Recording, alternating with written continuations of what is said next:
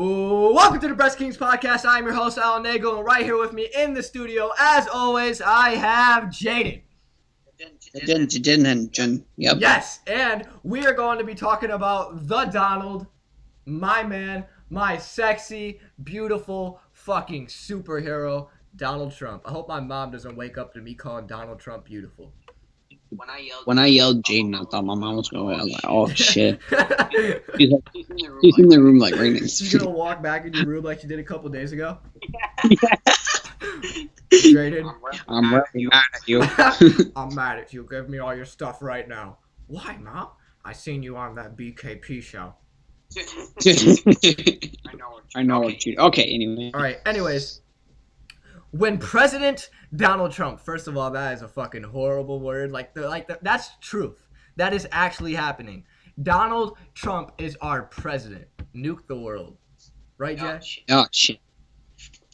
We're not bringing that back. Because you agree with that sentiment. No, we are going to bring that back up because I got a lot of traction on this. People are on my side because they recognize that the right thing to do simply is nuke the world.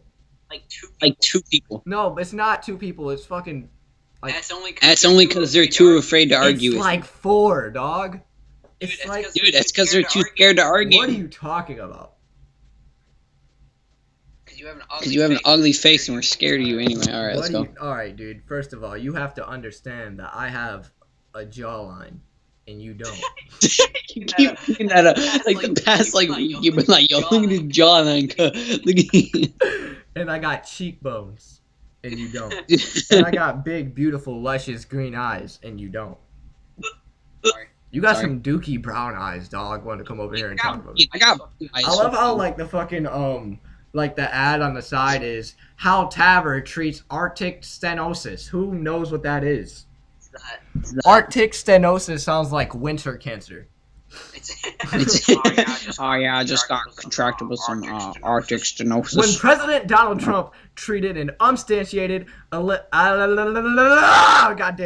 allegation on Saturday morning that former President Barack Obama had my wires tapped in Trump Tower just before the election, he set off a media furor as only Trump can. Okay, so Trump thinks Obama is... Excuse me, sorry. Bro, you know what? Like, I thought about this before the show started. I was thinking, like, Obama is, like, in the trees, crouched up with a pair of binoculars staring into the White House, looking at Trump. He's like, that little fucker better not come in here. I'll whoop it. Looks at Joe Biden. He's like, I'm gonna whoop his ass. I love how Joe Biden is associated with Obama. Like everything Obama does, Joe is there. They're like best friends. You know, I saw Trump Tower when I was in Chicago. Nice, huh? That was fun. Yeah, it's really big. Just like Trump's penis. All right, the allegation by a president of such serious... What are these words? Against the predecessor is likely unprecedented.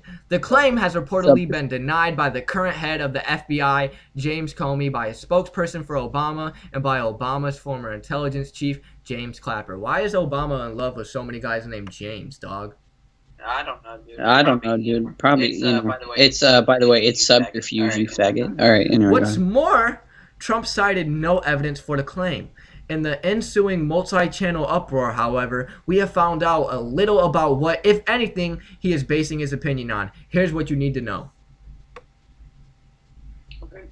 This is already pretty stupid. Who cares? I mean, like, what is Obama trying to gain? He's out of office.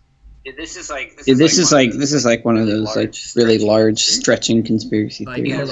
Let me scroll down and see how long this is. Like, what is its origin? Now, if you actually look closely at the video, you see right here, you see a black head popping out of the bushes. Could it be Obama? No, that's Satan, and here's why. 10 reasons why Obama is Satan. Oh, you gotta love it. If you look very closely at Obama's nose, you'll realize it resembles a triangle. The New York Times traces the claim that Obama was spying on Trump to talk radio host Mark Levin, who in a segment on Thursday claimed that Obama's administration used the instrumentals of the federal government to surveil Trump's campaign, and questions whether Obama was personally involved and whether Trump's own phone were tapped. What is dude trying to gain? I don't know. I don't know. It doesn't matter. Like, this is just. It Here's the doesn't thing, matter. like, what makes it an even crazier conspiracy theory is that Trump believes it. Yeah. Our Our president believes in conspiracy theories. He's gonna be the best. He's gonna be Our the president best probably believes like the moon landing never happened. He's just sitting there. He's just sitting there. You see that picture, and he's just like, you can see him slightly with the room. He's like, "You fuck, I know." Now, you, if you okay? look at the Okay, Obama? recording of the moon landing, you could see a little scratch on the camera right here. And if they were really on the moon, would they have a scratch on the camera? So therefore, the moon landing never happened. Fuck you, Trump. All right, so we're gonna go to what is his origin because that seems interesting. The root of the claims have reemerged last week in an article on the conservative website Heat Street by Louis Mensch, a former British MP now lying in the United States and known for her furious Twitter presence. Oh, Lord, you know how embarrassing it would be if your personality is having a furious Twitter presence? Yeah. Dude, Yeah. That sounds like Alan, honestly. I have 170 followers on Twitter and like none of them You are have active. furious. You're always mad. You're always mad. Oh yeah, I am. On Twitter, I always am mad because that's just Twitter. Like, Twitter has that power to, like, I could be walking around having a happy ass day, like I'm smiling. My first kid was just born. I'm graduated out of high school. And then fucking I get on Twitter, I'm like, man, fucking Mexican people with their goddamn lack of getting jobs and shit. Why don't they just fucking go back to Africa? Yes, man. Why don't the Mexican people just go right back to Africa? Okay. So it went from Heat Street. The article said 2 separate sources with links to the counterintelligence community have confirmed to Heat Street that the FBI sought and was granted a visa court warrant in October, giving counterintelligence permission to examine the activities of U.S. persons in Donald Trump's campaign with ties to Russia. Whew. Really pulling this out, huh? I like, you know what I hate about can we speak about the Russia thing? Why are people so mad that Trump wants to have a good relationship with Russia? Like, why does that scare people? Like, I think it's a good idea that Russia doesn't fucking hate us. I just want to see a wrestling match between Putin fucking Putin and Donald Trump. I'll be honest. The fact that our president of the United States is a WWE Hall of Famer. I remember seeing him like I remember seeing a video of him, but I didn't know he was actually in the Hall of Fame for that. Bro, I have the network, and I went back and I watched like this promo he had of Vince McMahon, and Donald Trump came out with 2 like tall white hose on each of his arms, bro. Not even surprised. And he had like money falling down the floor, and the freaking match was called the hair versus hair match. Our president was in a hair match. Bro, he's got hella hoes. And dude, if you like go look at the YouTube comments for Trump going to WWE, it's all like, I actually think it's pretty badass that our president did that.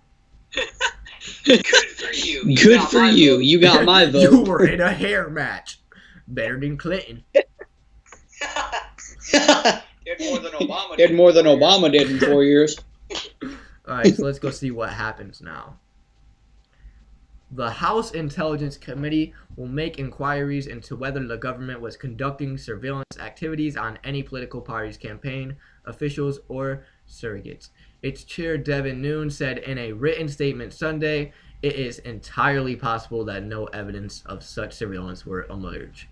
But, as Senator Lindsey Graham put it on Saturday, there are 2 other possible outcomes of any investigation. Listen, Jaden, this last paragraph. Okay. If the claims are true and the wiretapping was unauthorized, he said, it would be a major scandal falling on Obama and his administration.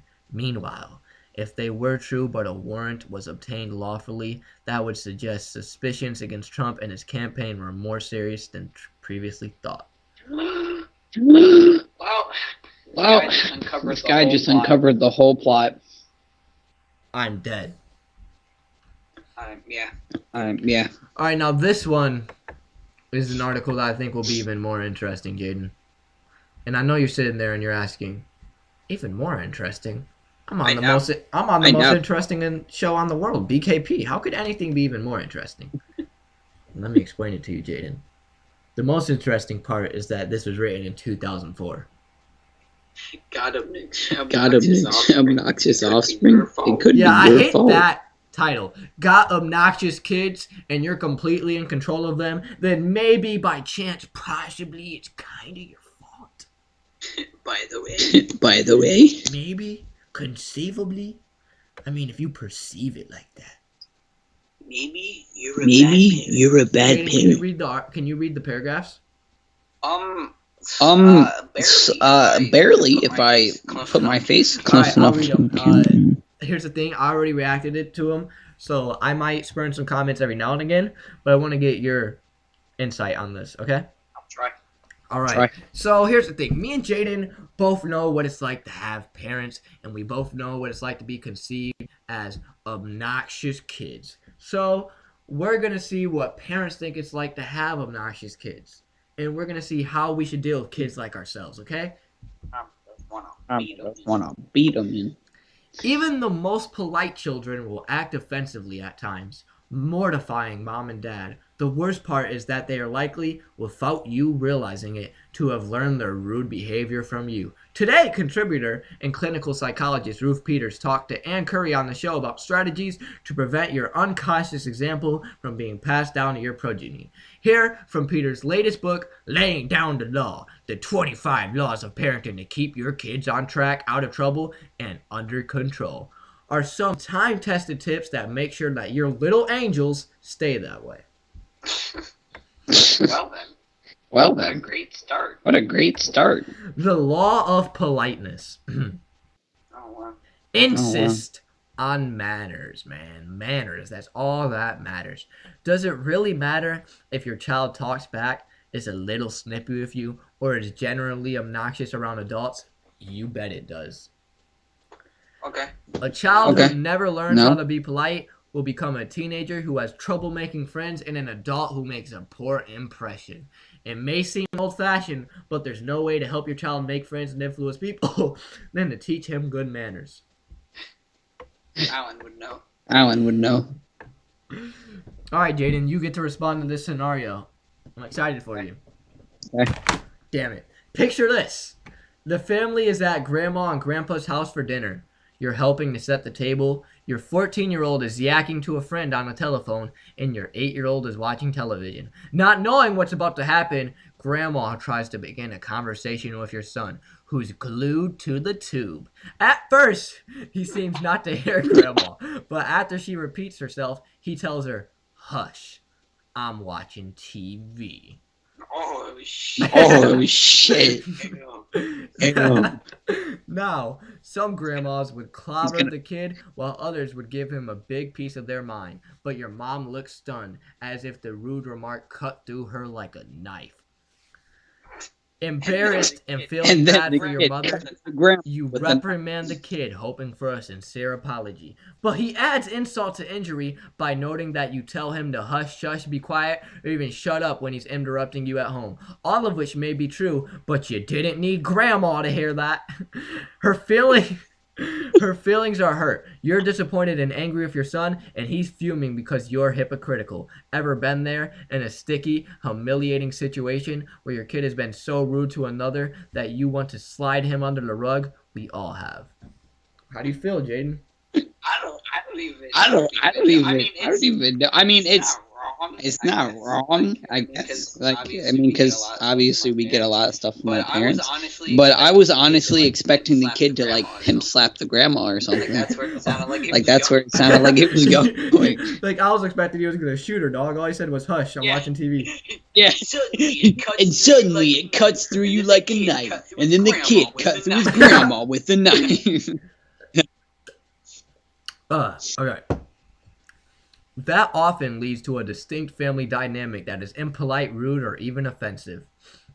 In other words, We get relationship lazy, and it's an insidious process. Not only are the kids culprits, but so are mom and dad. Many parents barely get in a few sentences to each other, let alone polite conversation before dinner has to be made, dishes done, homework supervised, and baths and showers completed. Often, children see their folks barking out commands to one another for rarely civil words spoken, and these are not necessarily folks whose marriage